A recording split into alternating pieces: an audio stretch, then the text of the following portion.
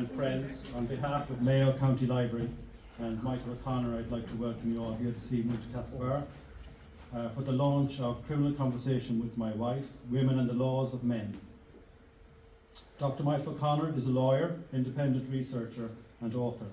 He holds a first-class honours degree in law from Trinity College Dublin and the University of Cambridge, and a doctorate in philosophy law from Trinity College Dublin. He is a solicitor of the Supreme Court of England and Wales and the High Court of Ireland. For many years he was a partner in one of Ireland's largest law firms. His research interests include legal history, public institutions, slavery, women and the laws of men, and the history and lives of ordinary people. Recent publications include Anatomy of a County Jail, County Mayo, A History of Imprisonment, Capital Punishment and Transportation, published in 2020, and Caribbean Slave Owners and Other Lesser-Known Histories of County Mayo, published in 2021. And of course, Criminal Conversations with My Wife, Women and the Laws of Men, which we're here to launch this evening. I'll now hand you over to Michael to discuss the book and offer us some insights into it. And there'll be an opportunity for questions at the end of the talk. Thank you.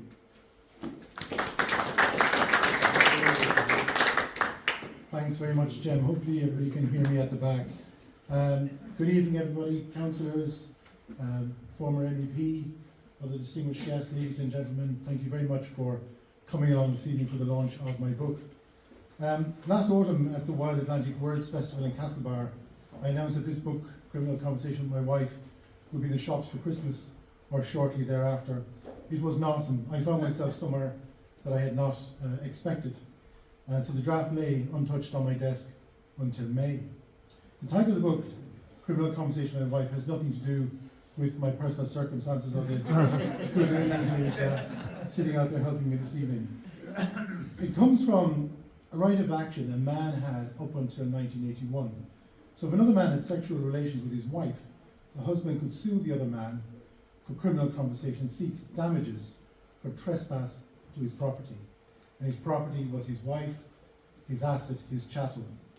And surprisingly, I suppose, there are many notable cases from County Mayo, starting with Fitzgerald and Kerr in 1819.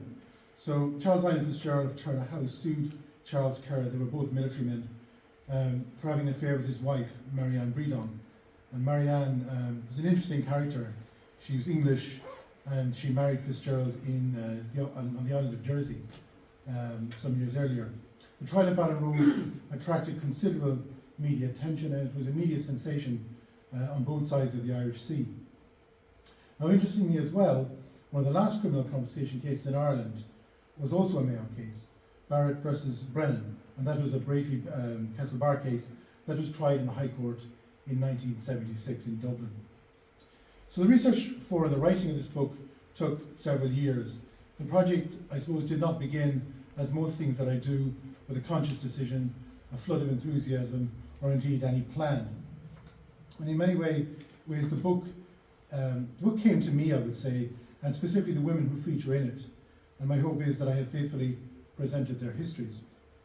I studied law under William Duncan at Trinity College Dublin and later at law school in London. And I was a very reluctant student of a subject that was considered important by many. And it was a world full of injustice, shocking case studies where the parties' names were reduced to initials for anonymity, a world full of unsatisfactory outcomes and never-ending misery. And I avoided it in my professional career. I was a much more enthusiastic follower of Mary McAleese's criminal law offering, Brian Lenihan's commercial course, Gerard Hogan's constitutional and evidence law lectures, and Mary Robinson's late Friday evening European law seminars. And the law school in Trinity in the mid to late 1980s, older than I think I am, was overrun by women and men who were intent on rewriting the Irish legal landscape. And notwithstanding all the work they did and continue to do, and the work of many others in the decades that have passed, we are, I believe, as Leo Varadkar or Taoiseach said last March, a republic unfinished. Now, over the past decade, while trawling through 19th and early 20th century archives, I encountered countless women and young girls frozen in a moment in time in a multitude of different scenarios and different places, in prisons, asylums, workhouses, violent homes, in fields at night giving birth alone, in courtrooms facing pompous and conceited lawyers, at home alone preparing for suicide, on the streets being whipped, kicked and raped, and in condemned cells and convict hulks awaiting their fate. And so I started to keep notes of these women as I found them, one line with their name and a source and a little bit about their case. And after some time, these notes became a volume, and the chorus of voices from the past became louder and ultimately became constant. And then sometime before lockdown, I decided that I wanted to put some structure in all of this and bring the lost stories of these remarkable women and girls into the public domain. And here we are this evening. Now, the sources for those researching the lives of women in County Mayo are extensive, especially from the mid-19th century onwards.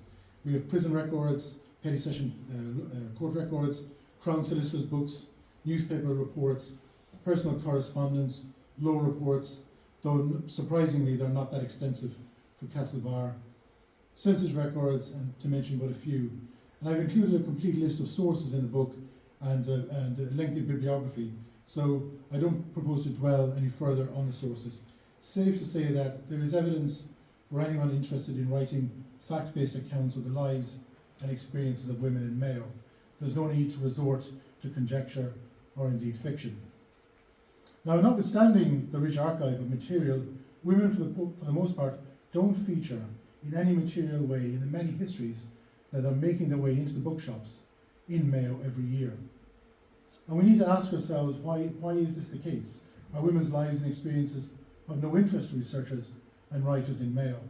Are women consciously or subconsciously airbrushed out of the history because those writing the narratives are concerned with, preoccupied with power, big houses, politics, titles, uniforms and guns? Is there an awkwardness in writing about women's lives and experiences? Is it uncomfortable history for many? Does it reveal too much about who we are, or indeed who we were? Infanticide, or the murder of a child, was commonplace in Mayo, while prostitution was a significant issue in Castlebar, Westport, Ballina, and other towns around the county. Prosecutions for abortion, although rare, were taken. And just on this particular point, the academic consensus is that abortion was not common in 19th century Ireland, and I certainly subscribe to that narrative, principally because we have really good court records, particularly of petty sessions. And petty session records have been reported right back into the 19th century, and they reported the stealing of every hen, every chicken, every cabbage, every murder, every manslaughter. But abortion is, for the most part, not shown in these petty session records. So we conclude that it wasn't common. And the academics are of the view that wasn't common because of the view the church took on abortion, and that therefore women, rather than breaking the rules of the church, would rather remain pregnant and hope that the child did not survive birth. And the consequence of this is that infanticide, or the killing of an infant after birth, was very, very common in Mayo. Now, it was common all over Ireland, but tonight we're talking about Mayo. So, why am I making this specific point? Well, in the context of my research, I found a record that potentially challenges the view on abortion. And this is a record, it's a pre-famine record, and it's from the Cara dispensary, so the Castlebar area and around. And the record speaks to cases dealt with at this dispensary in a 12-month period. And at the top of the list, it simply says abortion 27 cases. Now that, to me, sounds like a very large number of cases. Does it change the accepted histories? I don't know, but it's certainly something very interesting. So, cases of domestic violence, or wife beating as it was known, came before the courts across the county every month. Women were routinely committed to the asylum in Castlebar because they did not conform or could not be accommodated in someone else's view of how they wanted their life to turn out. Young girls hanged, drowned and poisoned themselves due to the treatment they received from men, some of whom were married. Women and young girls in institutions and in domestic service were sexually abused and assaulted by men in positions of trust, men who considered themselves untouchable, and for the most part, they were absolutely right. And in the 19th century, these men did not include Catholic clergy, for the most part. So, the evidence for all of this is in the archives, and yet the local historians shy away from it. We've come to the end of the decade of centenaries, a decade when some fantastic local projects and local books were written and completed and published. And could we now have a decade when we focus on women's histories? So, the consequence of this lack of interest at a local level is that no aspect of the history of this county has been so neglected as the history of the lives and experiences of women. Now, while some fine academic studies have been published by people like Elaine Farrell and Maria Luddy on some of the topics covered by my book, these studies do draw on examples from Mayo, and they do include raw data collected on Mayo, and that data is obviously invaluable. The studies, however, do not give anything like the full picture. We can read the studies, proclaim our horror and surprise as we learn, but at the end of the day, we don't need to take ownership of them. The accounts are from different places, not Belcarra, Cong, Castlebar, Balmullet or Westport. It's not part of our public memory because the published histories are not personal to our community. They are about others. And a good example is the Magdalen Asylum in Westport, which operated from 1836 to the late 1870s. Now this is a very important early example of the mission, and I chose that word carefully because language matters. The mission to contain women. It's not mentioned in the millions of pages in the many books and countless reports published on Magdalen asylums over the last 30 years. Why is this? Is there no knowledge of it in Westport? Or is it like the Westport slaveholders I revealed 2 years ago in Caribbean slaveholders? Back then, one uninformed commentator referred to it as a vicious lie. But the records don't lie if one makes the time to find them, sit down, read them and study them. What the records reveal is inconvenient for some, so we get obfuscation and denial. There is a chapter on the Westport Magdalen Asylum in the book, and the records show that this asylum, a commercial enterprise to contain women, was conceived by the Catholic Church in Westport and implemented with the full and enthusiastic support of the upper and middle class in the town and the Brown family of Westport House. Like the enslaved on the Brown plantations, the women in the asylum worked for no pay. These women include Catherine Guff, Bridget Beatty McNamara, and Kitty Kitching Malley. The chapter in the book is supported by a decade of published financial accounts for the institution and other evidence. Now, can you imagine if we had a decade of published accounts from many of the other Magdalen asylums? What work could we do around getting a better understanding of them? But not uniquely, but somewhat uniquely, we have these records for Westport, and I think that's very interesting. So in the book, I explore multiple subjects through various themes that permeate through women's history. And I propose to touch on a few of them this evening with some examples. So in the 19th century and well into the 20th century, much was expected of women in terms of how they conducted themselves in public, in the bedroom, and in society. And women were required to conform to long-established and strict gender roles.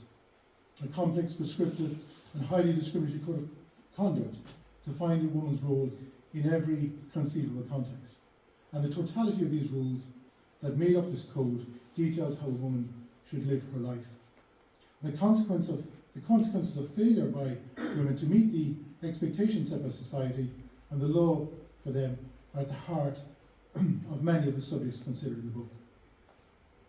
Women who failed to meet the standards set by secular and religious men were targeted and prosecuted in the courts of law, or more often, before Ireland's most unforgiving tribunal, the Court of Public Opinion.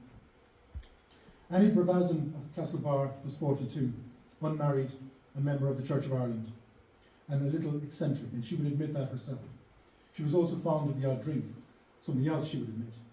In 1904, Annie decided to marry coachman, widower, and Roman Catholic Patrick McDermott from Castle Street. Now, whether she knew it or not, it wasn't a relevant factor in the case. He was also a Fenian.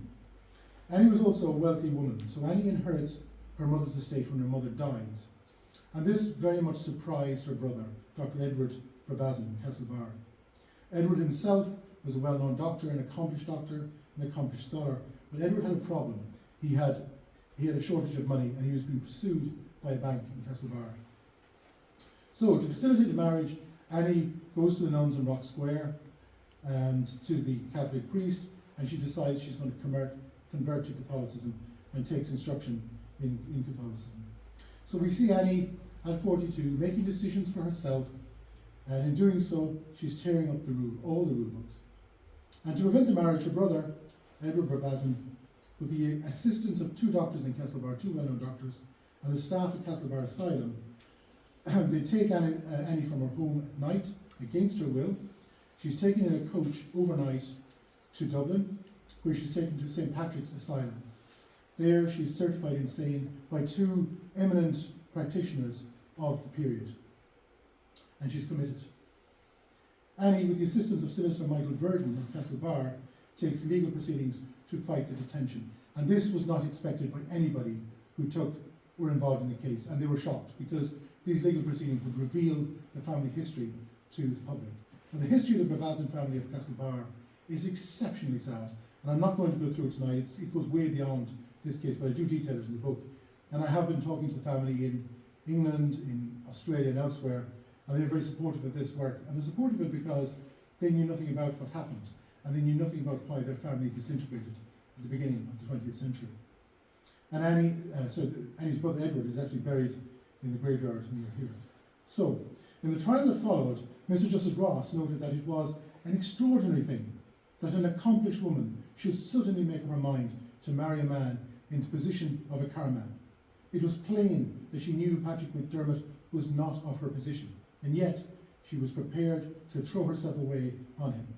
And we will return to Annie Brabazon later. The point I'm making here is that women's decisions were challenged, second-guessed, and there was always a view that women should be doing something other than what they wanted to do. Now, as we know, Ireland has a long history of patriarchy, and it's not just Ireland, it's elsewhere as well. So it's a system of society in which men hold power and women are excluded from it. And until recently, our legislature, universities and the church and the law were all bastions of male privilege, and the church remains so today. In the 19th century, well into the 20th century, civil and criminal justice was the exclusive domain of men. Judges, barristers, solicitors, clerks and other administrators were drawn from the ranks of men. And women were excluded in their entirety, irrespective of class, religion or property, not to mention capability. And the laws these men enforced were written by men and promulgated by men. There were no women in our police force until 1959. And we see in March 1838, a century earlier, poor Bridget Burke finds herself indicted for the murder of her infant child. And yes, she did it. She left the child to be exposed in a field where it died. Burke was arrested at her home at Mossbrook by Sergeant Gunn and Constable John Brown.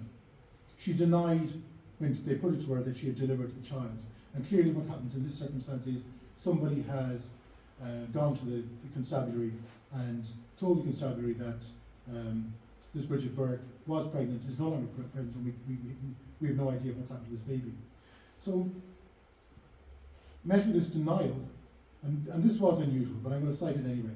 Met with this denial, the officers forcibly restrained her, and Brown shoves his hand into her dress, examines her breasts, he finds that she has breast milk, and on the basis of that she's arrested based on that finding. So we can see this collision between the rights of individuals, the rights of women, and the police force. Now, I do need to say, and I bring this out in the book, the police, for the most part, behaved exceptionally professionally in cases like this. Yes, they did pursue the women, but when it came to it, they did behave appropriately and respectfully. So, Criminal Conversation with a Wife explores the position of women from Mayo who came before the courts in the 19th and early 20th century in different contexts, in civil and criminal cases as defendants, plaintiffs and witnesses.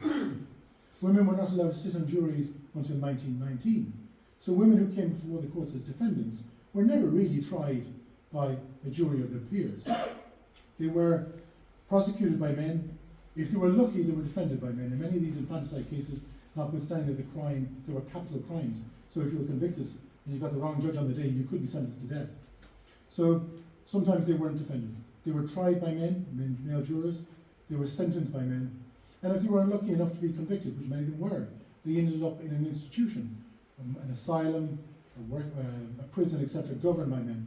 And if they were extremely unlucky, then they were sentenced to death and executed by men. So it was all the way through. So what the case studies really show is that the courtroom was a particularly difficult place for young girls and women. In 1908, newlywed Mary Ann Merchant was finding married life in Westport very difficult. And 8 weeks into the marriage, Patrick Merchant violently assaults his wife in their bed at night. And it wasn't the first time that he had done so. And then when a case, she obviously complains to the police. There's a case before the magistrate of Westport Petty Sessions. And at that hearing, the court clerk and Barry, Council Barry, who's representing her husband, they ridicule Mary Ann when she produces a large amount of hair her husband has pulled from her head. Barry quips, that is what is called a fringe or honeycomb bob. And the remark brought the expected round of laughter from those in the courtroom. This gender jocularity was exceptionally common amongst counsel, their solicitors and clerks, and generally went unchallenged. In the 1912 case of Kilgallen and Kilgallen, this case was also known as the Swinford divorce case, Michael Kilgallen left his wife after 6 years of marriage and went 6 weeks of marriage, and went to England. Unknown to him and to her at the time, she was pregnant and she gave birth to a daughter sometime later. And years later, she pursues Kilgallen for maintenance for the child. And the case comes before Justice Kenny at Castlebar. And Kenny asks Margaret Kilgallen why she did not resume cohabitation with her husband when he returned to Ireland. And she tells him that she would not resume cohabitation with him, that he'd assaulted her, he'd abandoned her, and she was afraid of him. Kenny tells her that she married him for better or for worse. She had, he forcefully put it to her, undertaken to spend her lifetime with him and contracted to take the rough with the smooth. And in closing the case, Kenny tells her that if she did not return to him, she and her daughter may be punished someday, perhaps in this world, or if not, in the next. Now, Margaret Kilgallen had done nothing wrong, nothing to merit that curse being laid at her door. Certainly nothing wrong in the eyes of the law.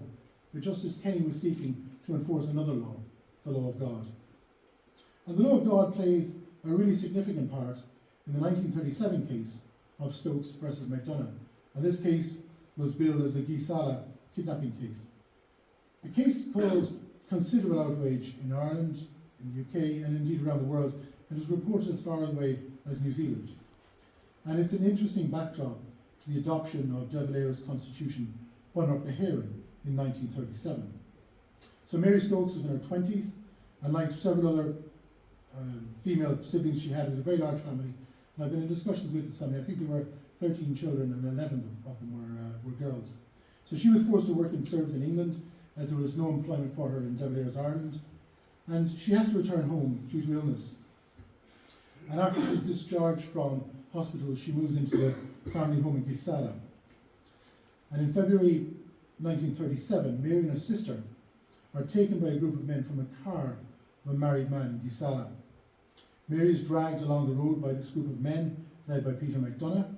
She's put into a car and taken to Ballina. Now this is all against her will, where she's forced onto her knees before a priest to swear she would not go near the man again. And if you think that was bad enough, it was suggested that she should be medically examined to determine if she was a virgin. The man in question, whose car she was in, was a family friend. Her sister was also in the car, and there was no evidence of any liaison between the pair. But it didn't end there. The ringleader of the gang, Peter McDonough, told a group of men at the Gisala dispensary that Mary Stokes was a prostitute in England, a man who probably had never been outside Gisala, and came home to ply her trade in Gisala. So Mary Stokes has no choice. She sues him for slander. Now, one of the men in the group that hears this being said is Mary's father, who's queuing up to get his pension. Justice Wise Power was so shocked when he heard that the Garda had not investigated the kidnapping or the assault, and he encourages them to do so. Peter McDonough was found by the judge to be a totally unbelievable witness, and in his evidence, he tells the court that he was acting on the instructions of Father Farrell. He tells the court, you usually do what the priest asked you to do, whether it was right or wrong. Now, these cases are just a few examples of the influence of religious thinking or religious men on the everyday affairs of the courts in Mayo in cases concerning women. And again, I would reiterate, this wasn't just Mayo. So this religious crusade against women in the 19th and into the 20th century, it manifested itself in many different ways in the county.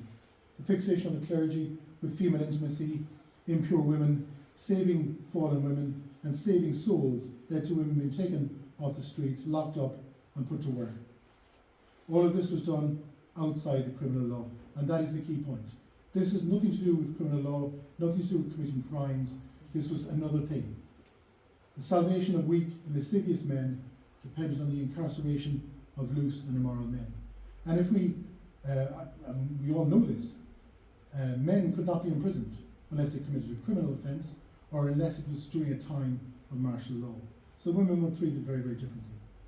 In January of 1841, this notice appears in the Mayo Constitution, informing readers that a new publication, a new tract for the Times, or an essay on women, her duties and her rights, will be sold at the offices of the Constitution on Ellison Street.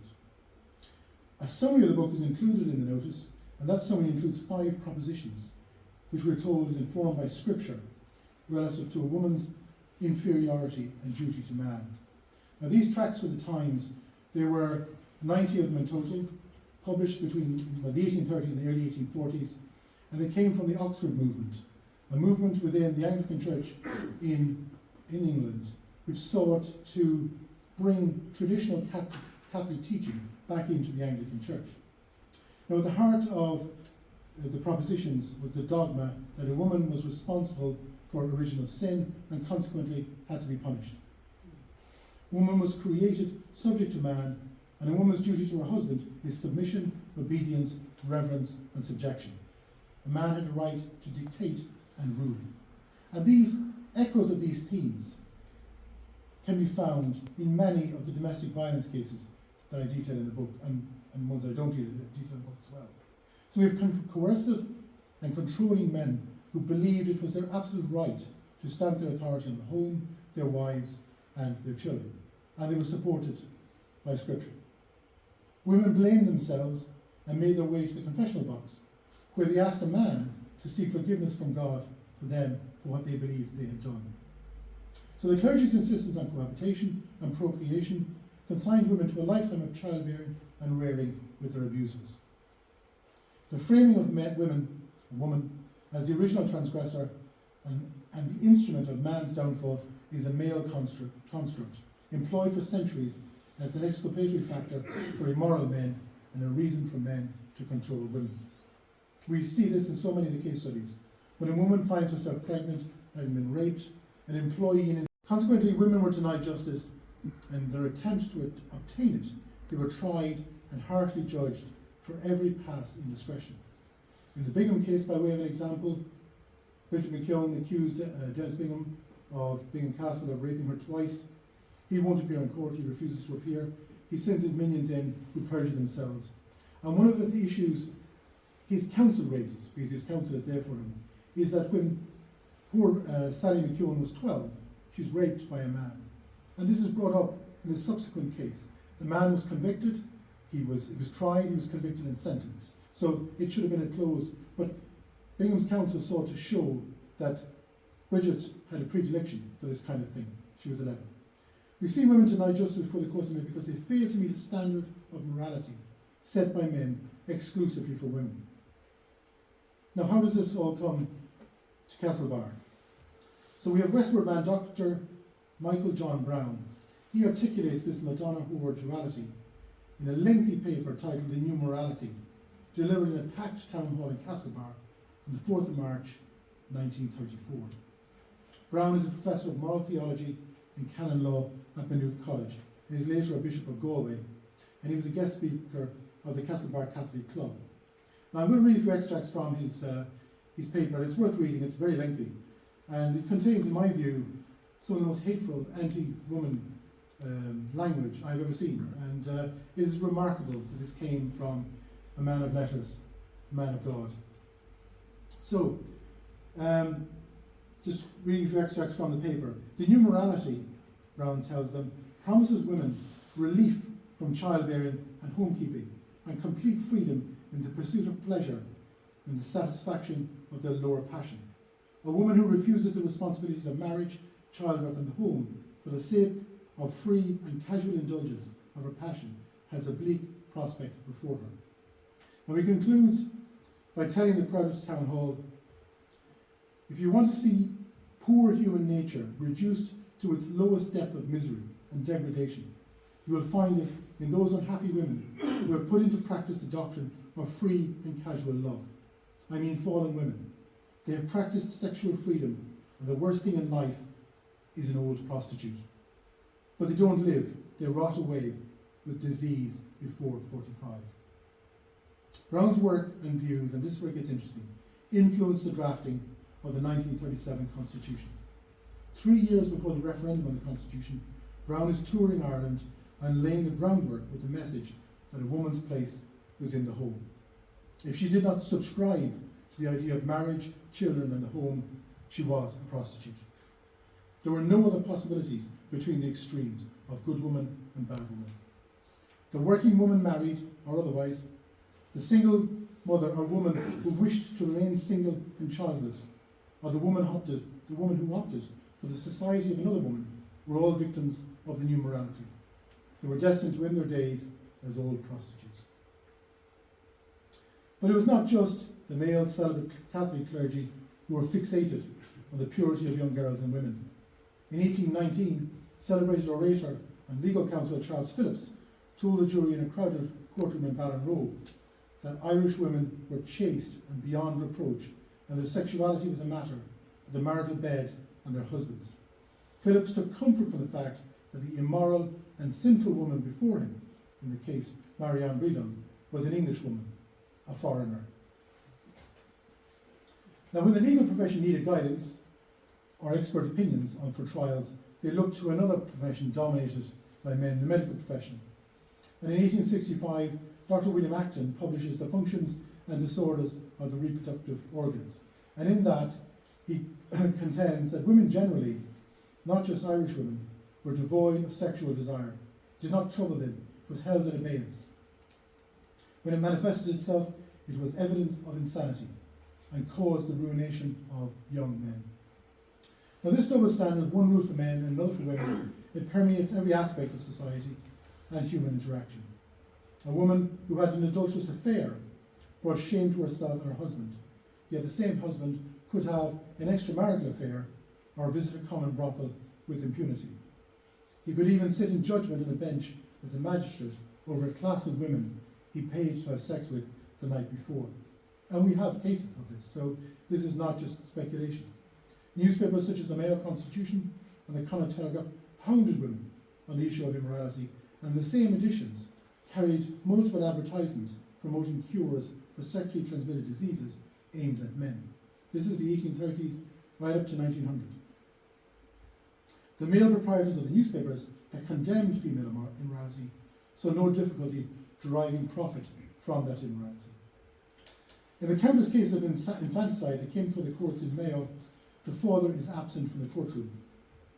I mentioned the Dennis Bingham case. Sally McKeown did not kill her child. She kept her child. But Bingham did not come before the court.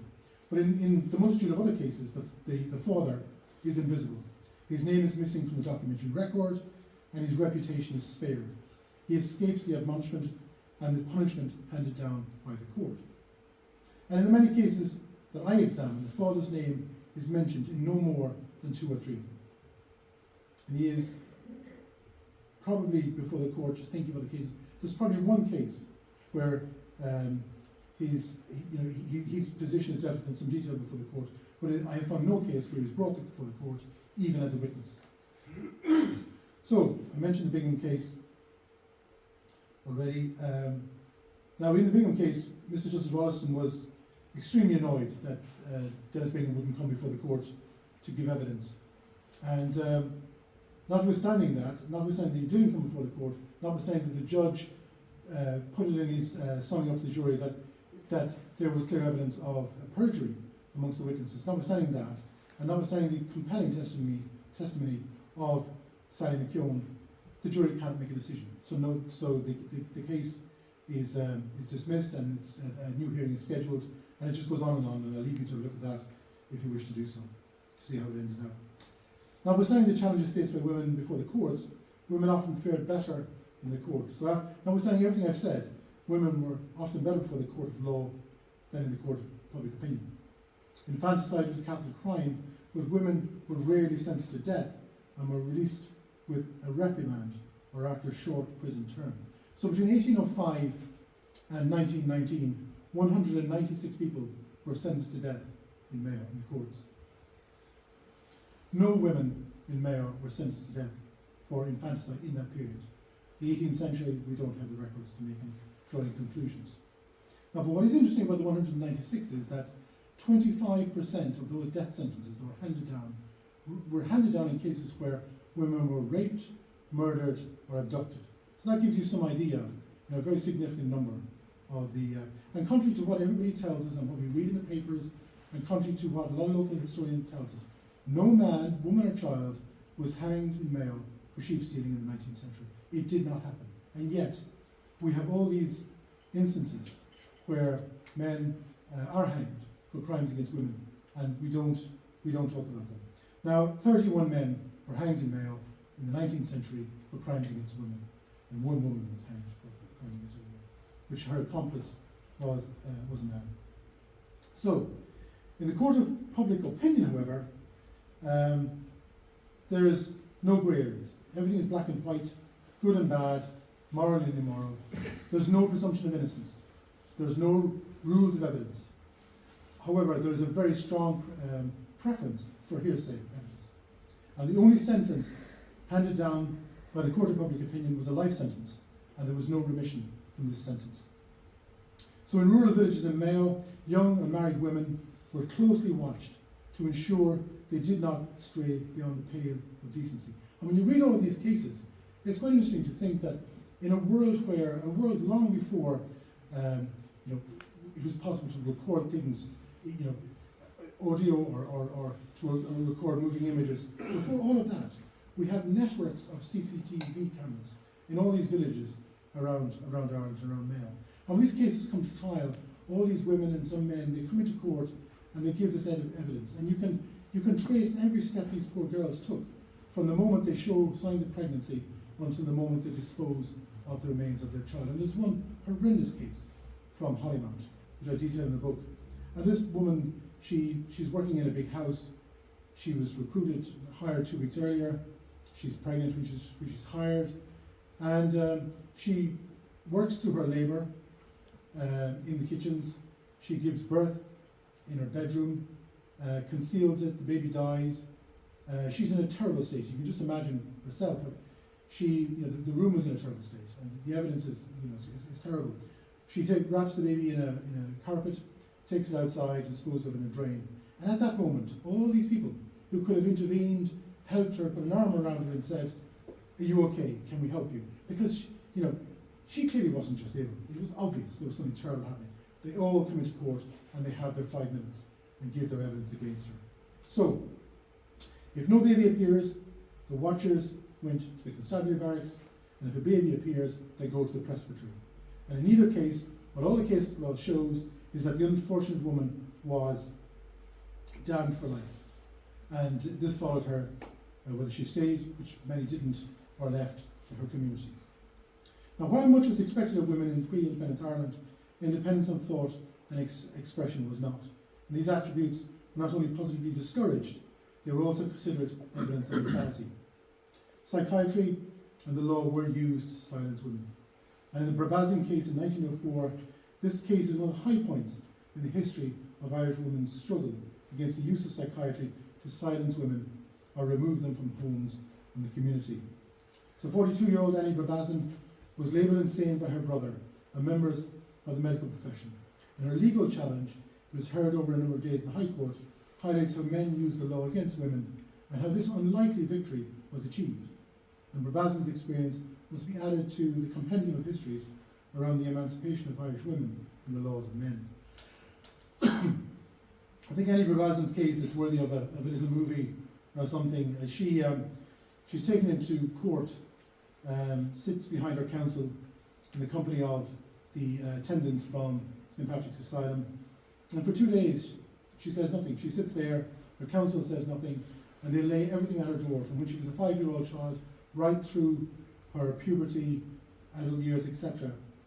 And they bring some incredibly petty things into court, really, really petty things. And on the 3rd day, Annie gets to give evidence, and it is like a 14-round boxing match, heavyweight boxing match. For 13 rounds, Annie and her counsel are on the ropes, and everything's been laid at the door. And then, in a moment, Annie, or her counsel, strikes a killer blow and floors everyone. And her brother in particular did not put up a good showing in court, and neither did his counsel. Now, some very eminent counsel were involved in this. The details are in the book, and it just shows, I suppose, that she had money and she could do this. And if she didn't have money, like the majority of women, she wouldn't have done that. So, this next slide shows the various subjects in the book, and I'm only going to touch on one of them, domestic violence. And I'm going to touch on domestic violence because with domestic violence, what I decided to do was to do a survey, and I took 30 cases, and I took them from the period 1900 to 1918. I took them in this period because the records were exceptionally good, and I chose the cases randomly. I didn't have any, no criteria. I just picked them as I found them, and I then constructed the accounts around the case reports, the petty session court records, which are very good, and the prison records. And what these cases show, and I think much of this will be known to you, is that domestic violence cases before the courts in Mayo were concerned with physical violence. Other forms of violence, such as emotional or psychological violence also feature, but only as an adjunct to physical violence. Physical violence took many forms, with kickings and beatings around the head and body being the most common form. And objects such as spades, pitchforks, awls, knives, chairs and brush handles were commonly employed due to their presence in and around the family home. And there's a couple of really terrible cases. There's one case which came before the court in Castlebar multiple times, and for present purpose I'll just call it the Garvey case. And Mr. Garvey he was an alcoholic and had a terrible addiction to drink. He also held a prominent position in Castlebar. So there was a real reluctance to imprison him because he would lose his job. But on one instance he takes a brush handle and he hits his wife so hard with it on Spencer Street that he breaks it on her head. In another case, the police, the RIC, come to a house where a child has run to the barracks complaining that their father was murdering their mother. They attend the house, they ask her whether she will prosecute. She says no, she's obviously fearful. They leave the house, they've gone 100 metres when they hear screaming in the house. They return, the house is in darkness, children are screaming, and in the darkness they light a candle and they find the woman sitting on a little stool with blood streaming from her head. She'd been stabbed in the forehead with an awl. So that gives you some idea of some of the terrible violence. Sexual violence doesn't feature, though it's strongly hinted at, in one notorious Westport case from 1895. And that's outside the study period, but that case is included in the book for different reasons. So women were undoubtedly reluctant to bring complaints of a sexual nature into the public courtroom, and in any case, a man could not be prosecuted for sexual assault on his wife. Emotional violence where the wife was made to feel stupid or worthless, this was a reasonably common feature, many of the cases, as was psychological violence. But neither was actionable in the absence of physical violence. And for the most part, psychological violence involved using threats to assume control over the wife. Threats of death were very, very common. So the reliance of married women on economic support from their husbands led to many prosecutions failing.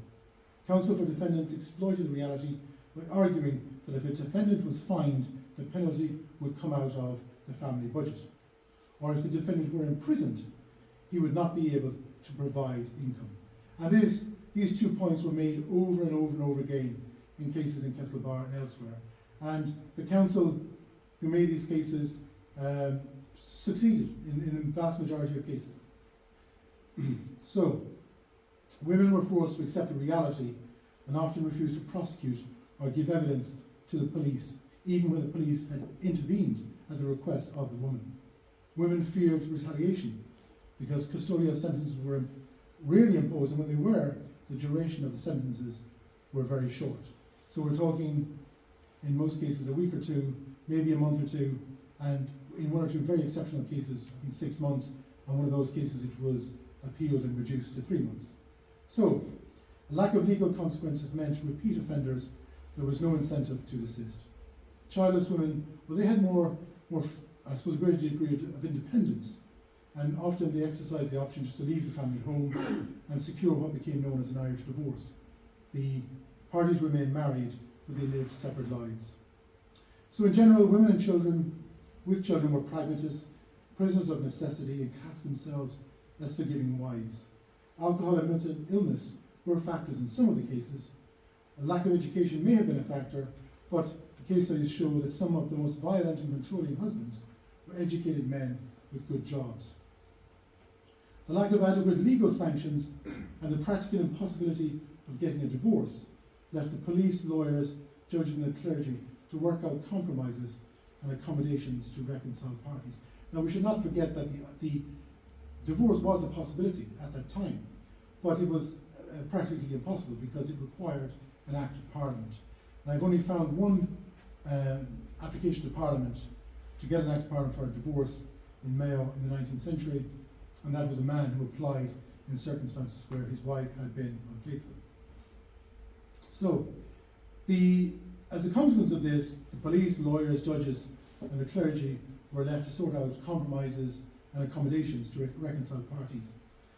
In cases where alcohol was a factor, the Defendant's Counsel always encouraged him to take the pledge, and he always took the pledge very quickly and then pretty quickly forgot about it and was back in court within a number of months or weeks. So, what precisely does our survey tell us? Well, it's set out in the book, and you can look at the detail of it if you're interested. But first and foremost, it tells us that homes in Mayo, and in Ireland I suppose as well, could be exceptionally violent places. And this is probably this next point is the one that's important for me and the one I think that we should take away. Contrary to popular belief, domestic violence was not confined to homes where the husband had a drinking problem. Alcohol was a factor in 13 of the cases that I feature, but it wasn't necessarily the principal factor in all of them. Mental illness was suggested in a number of the cases, but it wasn't really explored in any of them.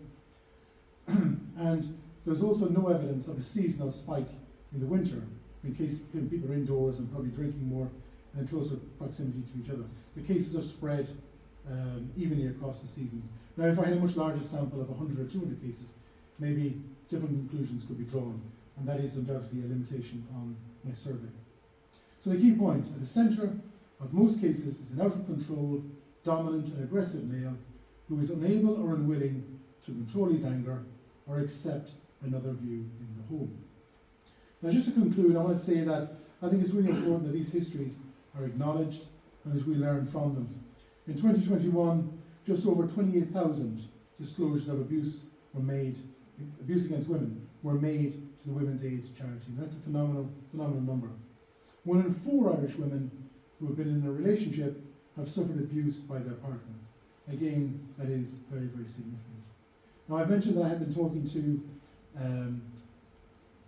relatives of, in the Problems case, in the Stokes case, and other cases around the world, and they were as surprised as I was that these cases, these huge episodes in their family history, wasn't known to them, was forgotten, conveniently or otherwise. And they are very keen to learn more about their family, and we're working with some of them.